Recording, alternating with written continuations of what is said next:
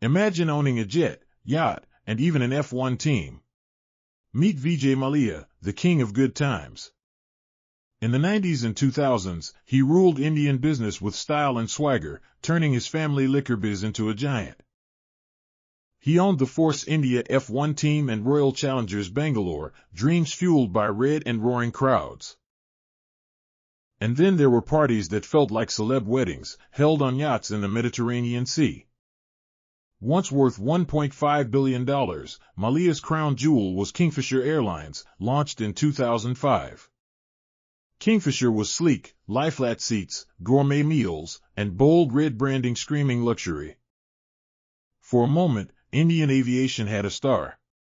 Then reality hit, operating costs soared and debts piled up. By 2012, Kingfisher owed over £1.15 billion.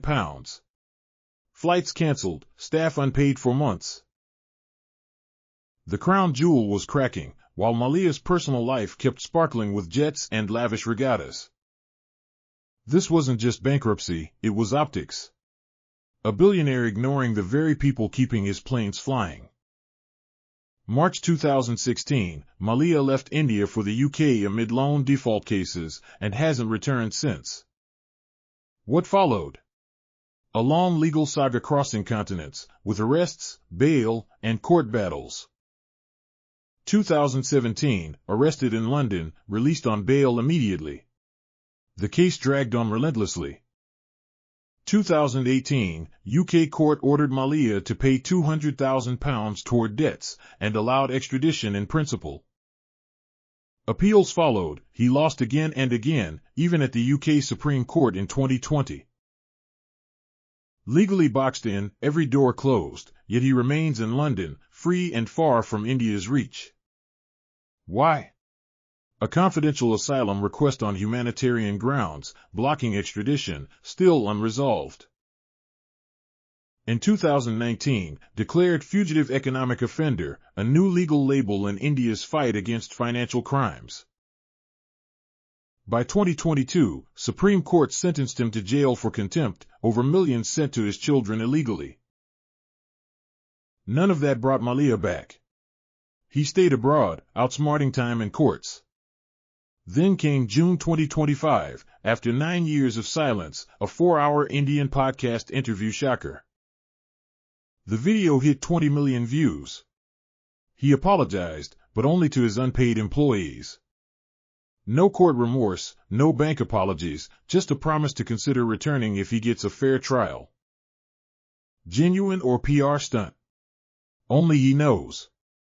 But it reignited a debate long thought settled. February 2026, Mallya missed a court deadline in Mumbai, citing revoked passport and travel blocks. The case? Still ongoing.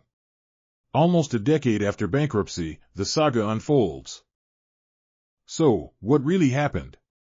Mallya didn't lose fortune by chance, but by unsustainable business and lifestyle. The company drowned in debt, but the image stayed afloat. That gap? It's a ticking time bomb for anyone. This story is a lesson in accountability and how legal consequences can stretch for years, across borders.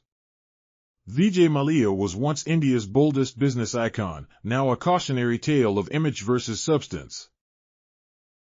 So, here's a question for you, will he ever truly come back to India? If this story caught your attention, subscribe for real financial tales with real outcomes, twice a week. Tell me in the comments, what's your take on the king of good times today? Thanks for watching. See you next time with another deep financial story unraveled.